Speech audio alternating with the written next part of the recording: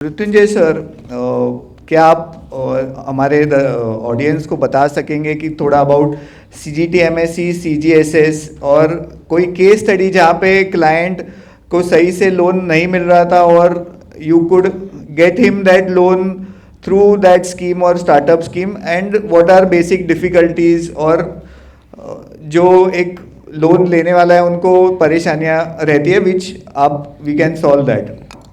पहले तो नमस्कार सबों को।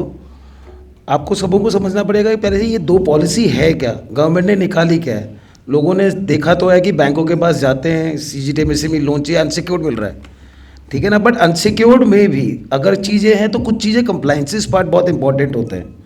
तो दो चीज़ें जो है मैं आपको पहले बताया, सीजीटी में से भी उन लोगों के लिए भी है जो एक नई कंपनी बनाकर काम कर रहे हैं, मैन्युफैक्चरिंग सेक्टर में जाएंगे, या बेसिकली जिनके ऑलरेडी 2 साल या 3 साल के फाइनेंशियल क्लोज हो चुके हैं। सीजीएसएस एक नई स्कीम मोदी गवर्नमेंट ने निकाली थी, it is only for startups. जो पीछे मुझे बताया था कि मेरे पास कोई फाइनेंशियल नहीं है पर फाइनेंशियल पे भी लोन मिलता है, वो उसके लिए आपको कागज़ तैयार करने पड़ते हैं। अगर कागज़ नहीं होंगे तो फिर वो बैंक आपको लोन कैसे देगा। तो सबसे पहले जो पॉइंट इंपॉर्टेंट होता है, जो बैंक का एक सबसे इंपॉर्टेंट चीज़ होती है, आपको अपने प्रोडक्ट की नॉलेज कितनी है, आपके कंपटीटर कितने हैं, उसको ओवरकम करने के लिए आप कैसे करोगे, प्रॉफिट कैसे बनाओगे। अगर कोई भी प्रमोटर इस चीज़ का ही जवाब नहीं दे पाता, बैंक बोलता है जब प्रमोटर को यही नहीं पता कि वो मेरे पैसे कैसे लौटाएगा तो मैं उसको पैसे क्यों दूँ। ये बहुत एक इम्पॉर्टेंट पॉइंट है। और दूसरा पॉइंट आता है, अगर मैं बैंक हूँ, आपको मैं 1 करोड़ रुपये दे रहा हूँ, आप कितना लगा रहे हो कैपिटल। अभी जब सब लोगों ने बोला कैपिटल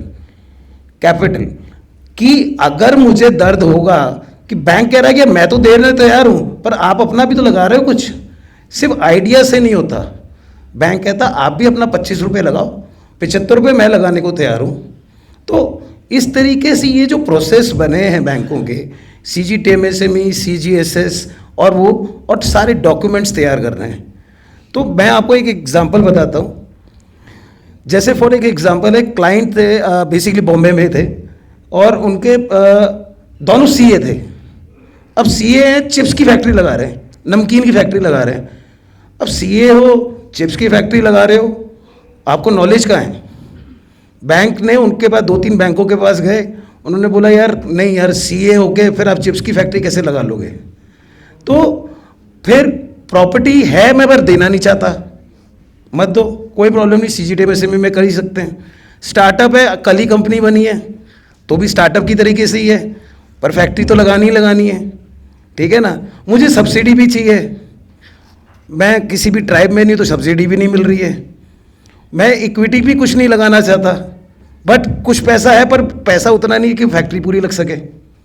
तो चीज़ें समझ में नहीं आ रही थी बैंकों ने, तो 4 बैंकों ने उसको रिजेक्ट कर दिया।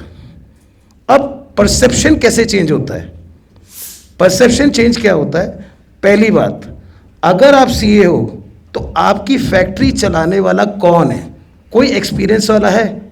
तो जो बैंक ने बोला यार कोई जीएम तो लिखो जो आपकी प्रोडक्शन लाइन देखे, जो सेल्स देखे, ठीक है ना। उसी तरीके से अगर आपका कैपिटल, जैसे आपने बोला कि आपको 5 करोड़ रुपए का लोन चाहिए, अनसिक्योर्ड चाहिए, तो 5 करोड़ रुपए कैपिटल पे आपके 1.5 करोड़ रुपए हैं क्या। उन्होंने बोला हाँ 1.5 करोड़ रुपए हैं।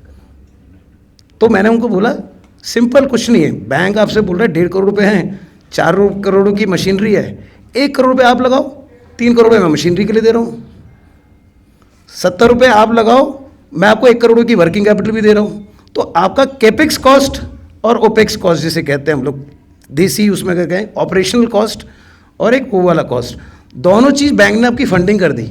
नई कंपनी सिर्फ 1.5 करोड़ रुपए के में 5 करोड़ रुपए की फंडिंग हो रही है। बट पेपर वर्क बहुत इंपॉर्टेंट था कि कहाँ कोई एक्सपीरियंस वाला बंदा होना चाहिए जो चला सके, अगर नहीं चला पाएगा तो वो वाली प्रॉब्लम आएगी। Thank you Mrityunjay sir and giving the right insight कि भाई पेपर वर्क तो इम्पॉर्टेंट है, भले ही बैलेंस शीट ना हो बट पेपर वर्क और who is running the plant and machinery and what is his experience equally counts, the pedigree counts. तो आप that is also another important aspect.